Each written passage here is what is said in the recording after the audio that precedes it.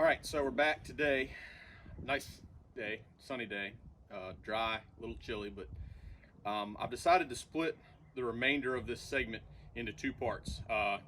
One road that's going to cover plastics, one road that's going to cover EPS foam or a two-part epoxy foam. Just because they're so different, and you know, if you have foam decoys, you're not worried about what I do for plastic or what I don't do for plastic. So this particular segment is going to cover foam, EPS, your Herters, your Homers, your Meyers, in particular. These happen to be Herters. They're probably a lot older than me. What I did off camera the other day when it was raining was I went ahead and started filling in some of the cracks and dents. You can see on here there's a bunch of holes. I'm trying to get it in the sun. There's a bunch of holes and just creases from, you know, decades of these things being hunted over. And what I did was I used a product called Plastic Wood. It's made by DAP. You can get it in just about any hardware store in the paint department. You can spread it with your finger, cleans up with soap and water, but it's very water resistant. It is exterior rated, so it's very easy to work with. It sands very easily, so I like it for things like that, and it's cheap. That big container right there is about $9. One thing I did want to show you is why you want to keep any type of solvents away from Herters. If you can see, this decoy here has got two great big gouges in it, just like someone took their fingers and just cut right out of it. That is probably, if I had to guess, from a leaking fuel line in a boat where gasoline got on it. It could have been a splash of some variety, acetone, who knows. But looking at that, that's about the diameter of a typical outboard engine's fuel line, so that's where I'm putting my guess. Might be a rope burn, who knows, but I'm going with gas hose. But as unsightly as that looks, it's actually pretty easy to fix. You can still see this one's got some holes in it too, from where something, you know, fell down on it and kind of hit it, spiked it, maybe a weight or something, you know, something in the boat, mojo pole, push pole, who knows. But we can fix that. So a product that I use to fill these big holes in is something I'm sure most of y'all are familiar with. Great stuff. Just regular old cracks and gaps. Get the cheapest stuff you can find, $4 a can at West Point hardware store this morning. So shake her up a little bit.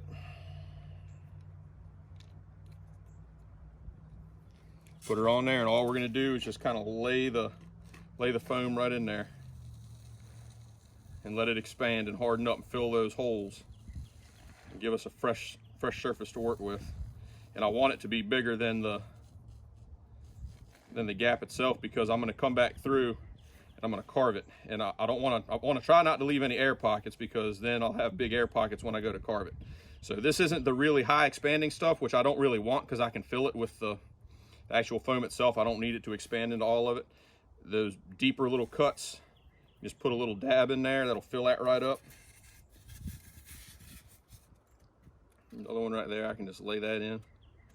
That'll cover that up nicely. But yep, that'll do it. You know, the rest of it's a little bit beat up, but you know, they're not designed to be perfect. And then once we put all the flocking on and paint it, it'll actually hide all those little imperfections. That little bit of 3D effect will actually just look like feathers that, you know, might be slightly out of place or what have you. You know, all ducks look different in all different positions, so you don't want them to look like tin soldiers. Cover that up a little bit and we'll call that good. So we'll let that sit in the sun and cook off. In the meantime, I'll go over what you do to the ones that may not need the that much expansion.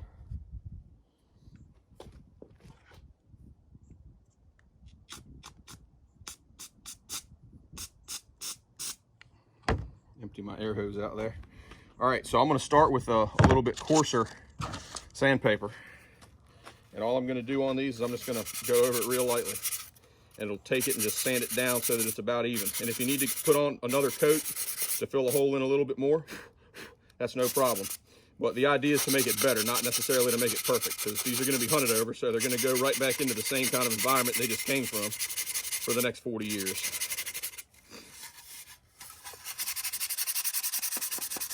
Just want to get rid of the major holes.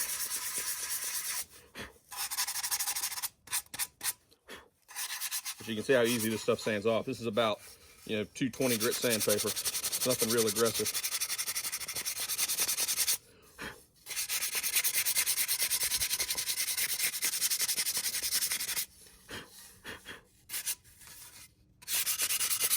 That's about all there is to it. Much better than it was. I got another one that I brought out here out of the shop just so y'all can see it. This one had more smaller areas that needed covering up.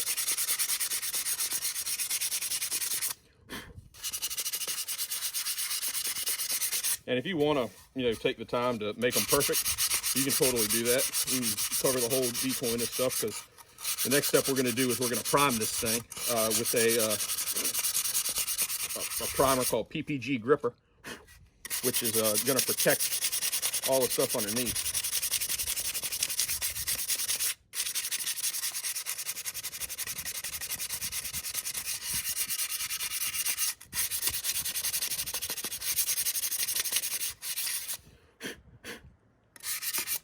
So there you have it, nice and easy. Now you got a much better surface to work with.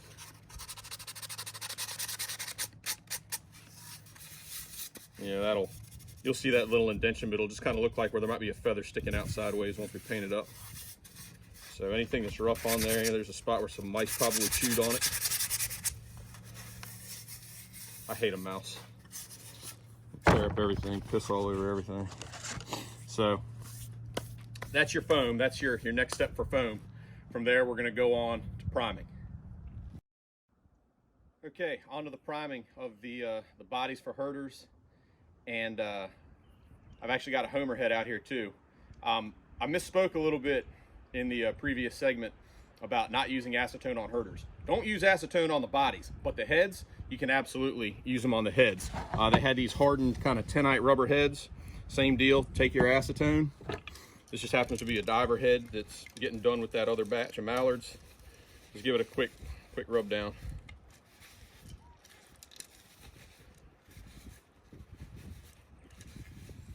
Some of that old loose crud off, and you can see it comes off too. So that's all you got to do with a Herters head. And of course, I like to leave the screw in it because it gives me a nice handle so I don't paint my hands, which happens anyway. But you do the same thing. You're going to use the same bullseye primer that you use on the plastics. If you didn't watch the plastics video, it's bullseye 123 primer. This happens to be a gray. They sell it in gray and white. Doesn't matter.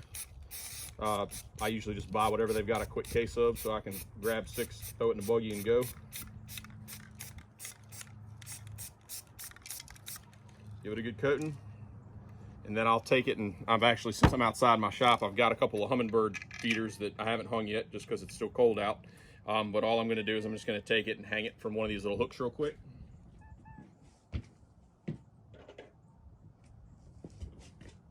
So that's all set. Now your Homer heads, when Homer heads come, they come in this really hard black plastic, and they're really, really well made. You could chuck this sucker to window and probably break the window. This is a large puddle duck head, mallard, black duck. What you got to do with them is they've got a release agent from where they mold them. They either injection mold or two-part these. I don't know what Scott does, but he makes a good product. So you want to take a blowtorch, and you're going to burn that agent off. You don't want to leave it on there long, just enough to make a little shine on it. Doesn't take much. If you see it bubbling or starting to melt, you've gone a little too far. Just real quick, just enough to heat it up, and you'll see the surface kind of get a little shiny. That's all you want, just that little bit of shine on there. That's all it takes. Just make sure you do the whole thing.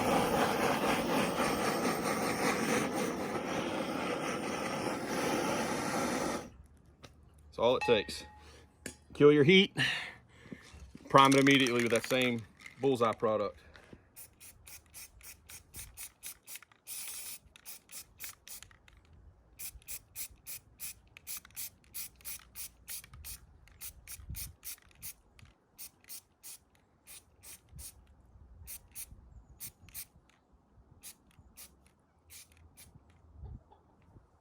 And there it goes. There's your primed head. Same deal. I'm gonna hang that up to dry.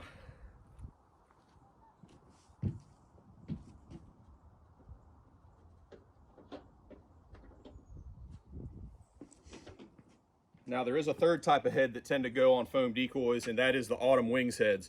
Autumn wings heads are made out of basswood, so treat them just like you would the foam. You're going to coat them, and we're going to coat the bodies, and you'll do all the Meyers, Homer, or Herter bodies with PPG gripper. It comes in one color, it comes in white, but it is slightly tintable. It doesn't take tint really well. For whatever reason, I just tend to have most of my primers be gray. Maybe it's just because I'm used to looking at primer gray cars. But if you bat your eyelashes real nice at the lady at the paint desk, she will put in 3 ounces of black to 1 gallon of PPG gripper for no charge and shake it up for you, and it'll come out that nice kind of battleship gray color, which is the color that we go for. So doesn't take, I use a lot of it, so I don't have to really shake it all that much because it kind of stays shaken up. Take this and open it up. Hopefully not spill it on my concrete patio. But all you need is just a regular old brush. There's your bird. We'll take a little paint. Just paint it right on.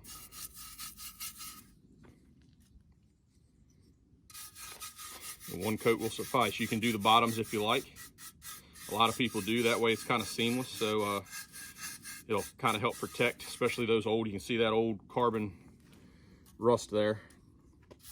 Of course, a lot of people say that it needs to breathe. It's entirely up to you. I think they rust one way or the other, so it doesn't really matter. When they get bad enough, you can cut them out and replace them. I'll have to do a segment sometime on how you rebuild the keels on these things. I've got a bunch of the bigger size 81s in there that I got that need they all need new keels. I got a bunch of brand in there that are actually in really good shape. I don't think any of them need them, but you get the gist of it. You're just going to cover up all the spots,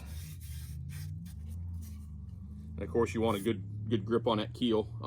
I found that you can take a wooden like a wood vise clamp that's got 2 big handles that screw together on it, and you can kind of clamp on the bottom and on the top of this. And when we go to flock, that's exactly what we're going to do, because that flocking gets a little slippery, and there's been more than one that have been dropped in my shop, and that we don't want to do. So if you can have a some type of device to help you hold on to it, that's a good thing. I've thought about all kinds of things. One of the nice things that Meyers has is he actually runs a piece of threaded all rod through there and then screws it together, so he's got a big handle. That's really nice. And then that handle, that all rod, he just bends it at an angle so he can hang it straight up so that it'll dry. But this gripper, just like the other primer, dries really quick. It'll be ready in about, heck, probably 20 or 30 minutes, but I'd probably give it an hour. That's all there is to it. There's your primed and ready to go Herters, ready for its next life of flocking. Okay, it's been a few days. Work has ensued, but our great stuff is good and firmed up on our Herters body here. So today we're going to go ahead and shape this back into what a foam Herter should look like. The tools that I'm going to use for this, you don't need them, but I've got them. At least I've got them again because I just spent the last 45 minutes looking for them. If you can tell, if you've seen some of my other videos, my shop may not be a hospital operating room, but it's usually not this bad. It's been a long winter. We hunted hard this year, and I still got a lot of cleaning up to do from the season. So even though it's March, so time gets away from us. Anyway, flex cut carving knives, good sharp knives. You can use a regular pocket knife if you like. That works fine. A hacksaw blade works fine in a pinch. The other thing that I like to use is a wood rasp. These are really cheap. You can get them anywhere. Harbor Freight's great. This kit's like $3.99. It's just a real rough file is all it is for rasping wood. And it rasps away foam really, really quick, to the point where I can take a big styrofoam like trailer bunk, and in about 10 minutes I can rough out a body for a decoy. This is exactly what it's made out of. This is half of a foam block that supports those utility trailers that they bring to Tractor Supply. And I just happened to be driving by one day and saw about 80 of them sitting in a parking lot, ran in there, found a manager. He was like, "Oh, please take them, take them." So I've got a bunch of them, and that's what That's what I make a lot of decoys out of. So these wood rasps are really great. And, you can go through some foam pretty quick. So to start off, all I'm going to do, I'm just going to take a fairly large carving knife, and I'm kind of just going to cut away a little bit of foam right off the top. You can see this one kind of made an air pocket, so I might have to go back and fill it in, which is fine. It's not a big deal. Better than it was. That's what we're shooting for. So I just kind of want to level it off.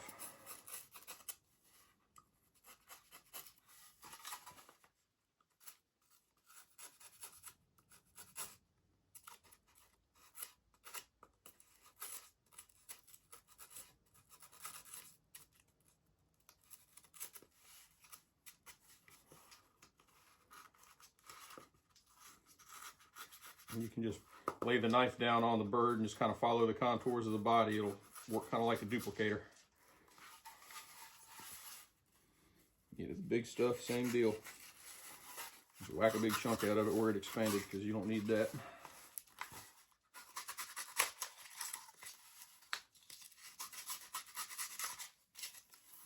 Just slice away at it, like slicing a sandwich.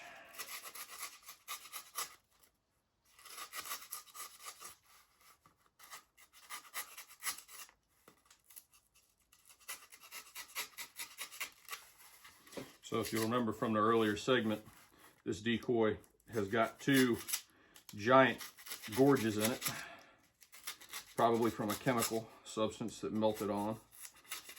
And that's what we're filling in here. Of course, I act like that wasn't 5 minutes ago in the video. It was 3 days ago when I filmed it, so it seems like a long time ago, but I guess in YouTube hours it really wasn't.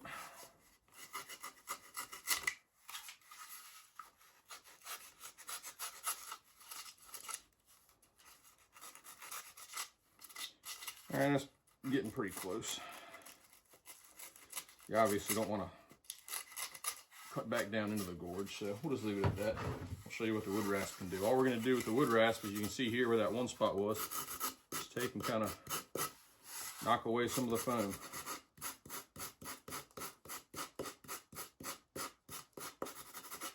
Just be easy not to damage the bird with the wood rasp.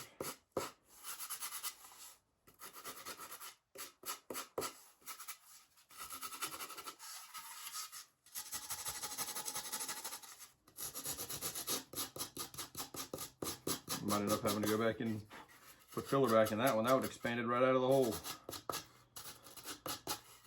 That happens sometimes.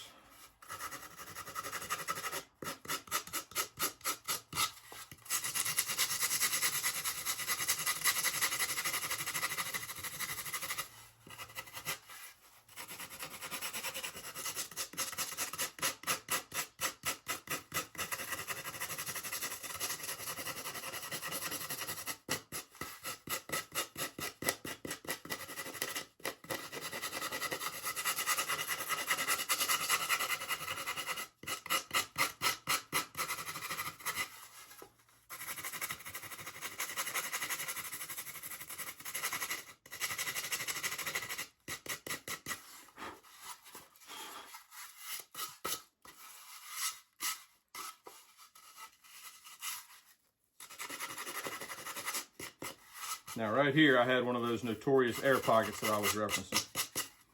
So you can do one of two things with this. Either you can use the plastic wood to fill that in, or you can take another round of great stuff and just put a little dab in there and hope that it expands in and bonds. Looking at how deep it is, I'm probably going to go that route and use the great stuff, which means I'll probably have to put this up until another day, which is fine. It's a marathon sometimes, not a sprint. It's better to do it right and have it the way you want it than to just rush it and have it fall back apart again, because we want this to last a good long time. It doesn't have to be perfect. We're not restoring the Mona Lisa. This is exactly why I don't restore fine art. I restore hunting decoys. But it'll do. So you can already tell how much better it is than it was originally with those giant gouges in it. And once we get another little dab in there, we'll be able to smooth it over, prime over it, and hopefully you really won't even be able to tell that anything was ever there in the first place. So from there we'll move on to our next segment, which is going to be the first layer of flocking on both the heads and the bodies. Before I get too deep into it, I've got a body sitting here that is already primed, that we primed the other day on video. This is the clamp that I was talking about. It's just a cheap thing, it's, you know, $7 or $8. Once again, Harbor Freight for the win. And I can take this and clamp right here and then tighten down. And now I've got something to hold the decoy with where I don't have to touch it. So very, very useful for stuff like this. So this particular one's going to be a hen mallard. So for our flocking, what we're going to use is we are going to use goose gray flocking, which is in this bin here behind me. And we're going to use almond Rust-Oleum paint. Now, with your paints, Rust-Oleum comes usually in a quart. It's oil-based, and there's one particular word on here that is going to shock a lot of people that aren't familiar with flocking, and that's the word gloss. Usually, anytime you're hunting or painting a decoy, gloss is your worst enemy. You don't want anything that shines. Well, in this case, the gloss has an agent in it that actually makes it, I guess you could call it a surfactant, but it's harder, just like, you know, paint anywhere else. You know, you look at cars and tractors and boats, that gel that they put on there and the clear coat is a high gloss because it's harder. So it's a lot more durable. When you paint this on, you're basically using Rust-Oleum like glue. So we're gonna paint this entire body in this almond, one nice even layer of oil-based Rust-Oleum. They sell it everywhere. And then we're going to take and immediately we're going to nice and sift over our flocking, and then we're going to put it up and let it dry. And it's got to completely dry. Oil takes time to dry. And I'm not talking about hours, I'm talking about days. So even on a pretty day like today, we got 70 degrees, sunny, low humidity. It'll still take a good, this time of year, because it's still spring and still kind of cold at night, I'm going to give it at least 2 days to cure up before I come back to my second coat. So, you know, you can do other things in the meantime, other birds, work on the heads, make other repairs, cut the grass, go fishing, drink a beer, whatever you want to do. But you can't rush it. It has to dry, and it has to dry right, because if it doesn't, your flocking is just going to fall off. So this is a really, really important step. And it's one of the hardest steps because I know you're motivated and you want to, you know, you're chomping at the bit, and you're probably going to start off by doing 2 or 3 decoys, and you're not going to have a whole lot of other, you know, decoy projects to do. And when you start seeing how good you can make them look, you're going to get really excited and you're going to want to rush it. Use restraint. Do not rush this. We'll go ahead and crack open our paint and we'll get started on some flocking. Since I had the airbrush out, I figured I would go ahead and do a quick interlude while that drake is drying and show you the hen. Same exact process, a little bit different product. This is Golden's Pyrrole Orange. High flow acrylics designed specifically for airbrushing. There are people that use it for other things, but through the airbrush, this stuff's great. It's not cheap. This little bottle right here is about $12, but it lasts you a long time, especially for orange, which the only thing I really use orange for is feet and bills on hens. So same thing, same pressure, same everything. Just nice and easy.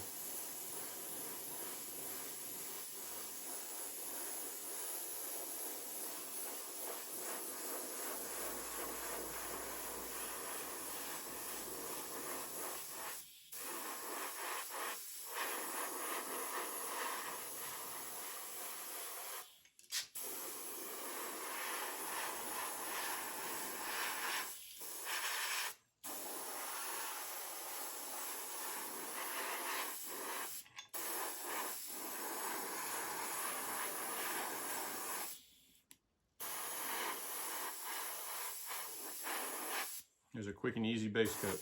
Now, you probably noticed with the drake, I didn't bother painting the nail or the nostrils or anything like that. And of course, a hen mallard doesn't have a pure orange bill. She's got a lot of black and you know, little tiny dots and you know, undercolors from her bill coming out. Gadwall hens do as well. And she's got black on her nail as well on her bill. We'll take care of that after we get all of our flocking done. The main thing we want to do is get the base color down. On that drake, you know, we got the yellow on. This one we've got the orange on. So all good there, and we'll put it up to dry and we'll be ready to put some flocking on.